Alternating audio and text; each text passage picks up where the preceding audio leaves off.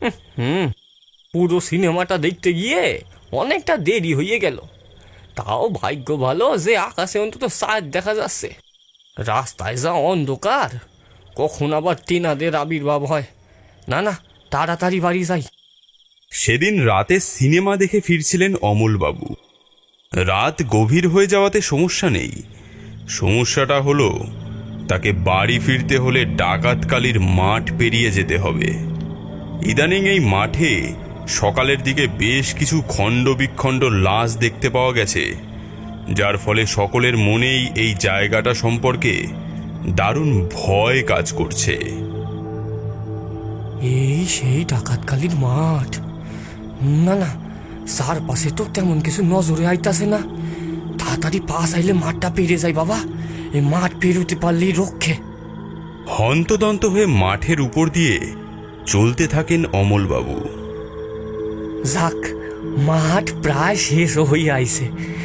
আর একটু এগোইলে বড় রাস্তায় উঠে যাব। এই যা, এইটা তো লেবু লঙ্কা। দেখে তো মনে হচ্ছে টাটকা ফেলছে। আর লেবুর মধ্যে কি সব আঁকিবুকি আঁকা, সর্বনাশ করছে রে।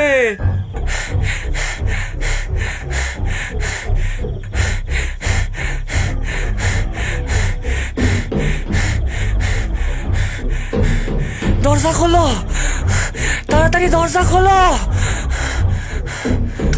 কি ব্যাপার, কি হয়েছে? এখন অত বলার সময় নেই, তাড়াতাড়ি দরজা বন্ধ করো আগে। ঠিক আছে, কিন্তু বলবে তো কি হয়েছে? বলুম বলুম, সব পরে বলুম। এখন আমারে কিছু খাইতে দাও গো, খুব খিদা পাইছে।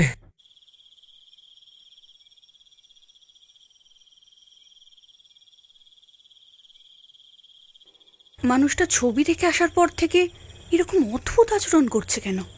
কে জানে। কাল সকালে ঠিক পেটের থেকে কথা বার করব।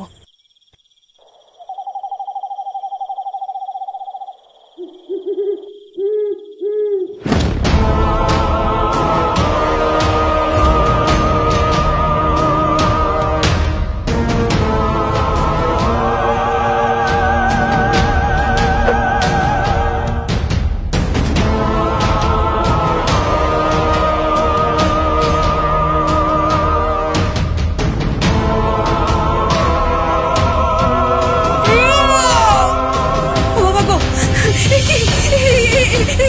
কি হলো? ও মা গো, বাঁচাও বাঁচাও বাঁচাও, কে আছো? বাঁচাও!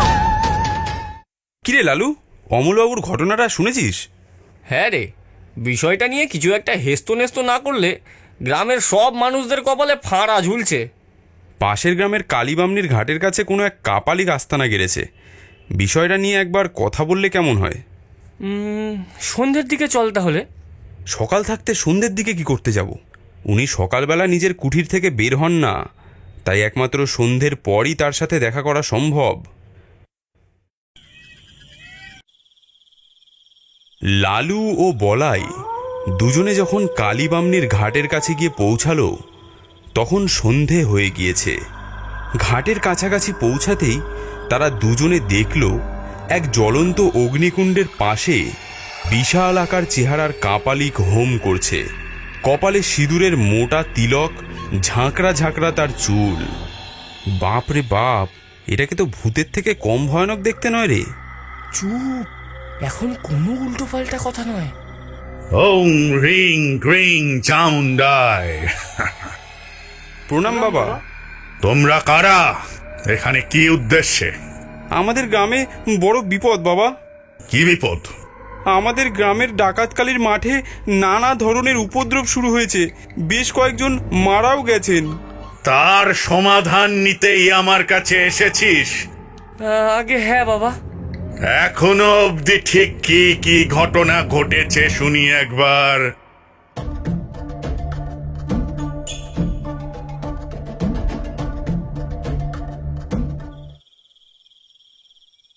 এই ডাকাতকালীর মাঠে ডাকাতের এক সময় খুব ধুমধাম করে মাকে ভক্তি আর নিষ্ঠা সহকারে পূজা করত।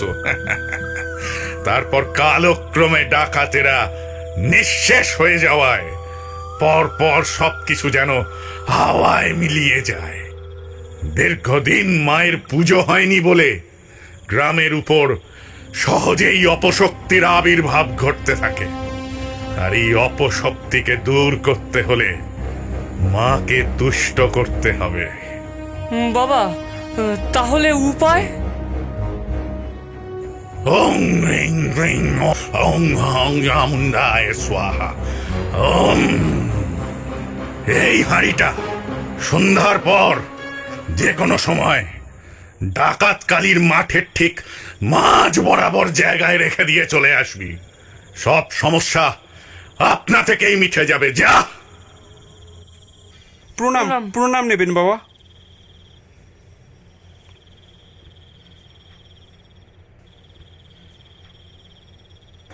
এ লালু, হ্যাঁ বল। বলছি যে হাঁড়িটা নিয়ে তো আমরা মাথা নাড়িয়ে ঠিক চলে এলাম, কিন্তু একটা কথা ভেবে দেখেছিস, সন্ধ্যের পর ডাকাতকালীর মাঠে হাঁড়িটা রাখতে যাওয়ার আগে যদি ওই ডাইনিটা আমাদের ওপর আক্রমণ করে তখন কি হবে? ডাইনি নিশ্চয়ই অত সহজে আমাদের ছেড়ে দেবে না। এটা তো তুই ঠিক বলেছিস। আচ্ছা, এই কাপালিককে বলে দুজনের জন্য দুটো রক্ষা কবচ দেওয়ার কথা বললে কেমন হয় বলতো? হ্যাঁ ঠিক বলেছিস, তাহলে আরেকবার গিয়ে কাপালিকের সাথে দেখা করে কথাটা বলি। লালু ও বলাই কাপালিকের সাথে পুনরায় দেখা করার জন্য আবার কালীবামনির ঘাটের দিকে এগিয়ে যায়।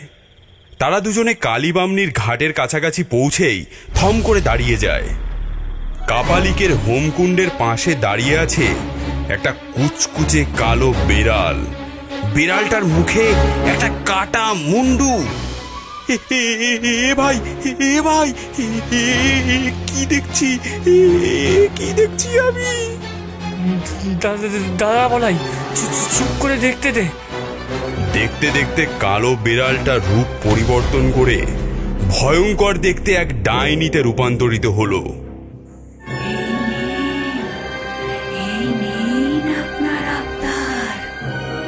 দক্কে দক্কে থাক। আজ আমি আরো দুটো পাঁঠা পাঠিয়েছি বলির জন্য। দুটোকে বলেছি যে ডাকাত কালীর মাঠের মাঝে আমার দেওয়া হাঁড়ি রাখলে সব সমস্যা নাকি মিটে যাবে। ওরা এটা জানে না যে আমি এই কাপালিক, যে কিনা ওদের এক একটাকে ভোগে পাঠাচ্ছি। চিন্তা করবেন না, আমি তককে তককেই থাকবো।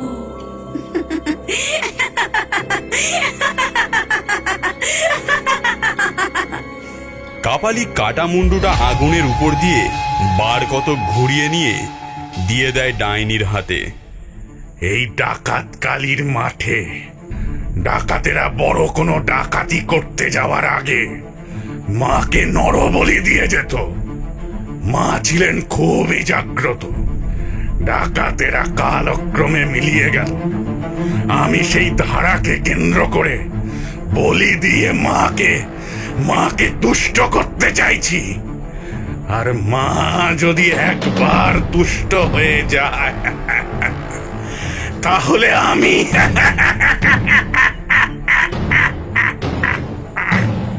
ডাইনি কাটা মুন্ডুটা হাতে নিয়ে উড়ে যাওয়ার জন্য ঘুরে দাঁড়াতেই লালু ও বলাইয়ের দুজনেরই মুখ হাঁ হয়ে যায়।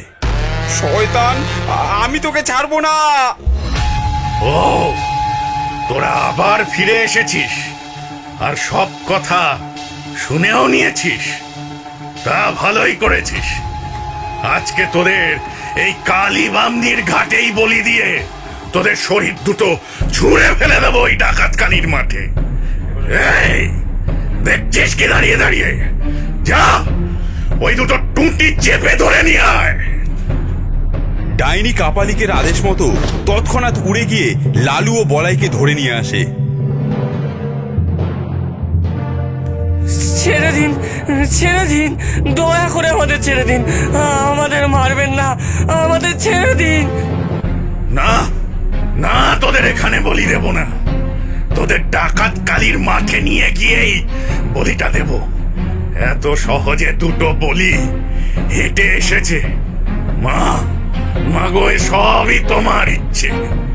আজ তাহলে মাকে ঘটা করে বলিটা দিয়েই দিয়ে। ডাইনিকে ইশারা করতেই ডাইনি কাপালিক সহ দুজনকেই আকাশে উড়িয়ে নিয়ে যেতে থাকে। তারপর সোজা এসে নামে ডাকাত কালীর মাঠে। জয় মা, জয় মা। ডাইনি কাপালিকের কথা মতো সঙ্গে সঙ্গে হাঁড়ি কাঠের ব্যবস্থা করে ফেলে। নিয়ে আয় এটাকে। এইবার ঢোকা এটাকে হাঁড়ি কাঠে। গলাটা দে। ডাইনি লালুকে ধরে হাঁড়ি কাঠে ঢুকিয়ে বন্ধ করে দেয়। রক্ষে করো মা, মা আমাদের রক্ষে করো মা, বাঁচাও।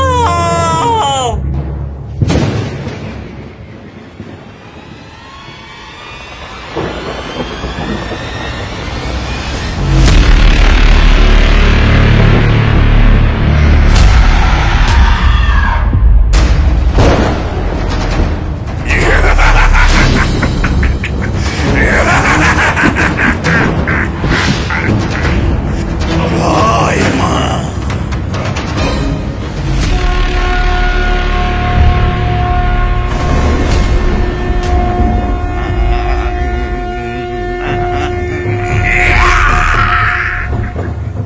ছাড়, ছেড়ে দে আমার সন্তানকে।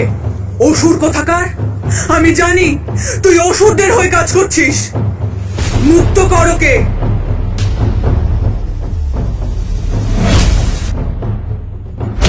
জয় মা, জয় মা, জয় মা।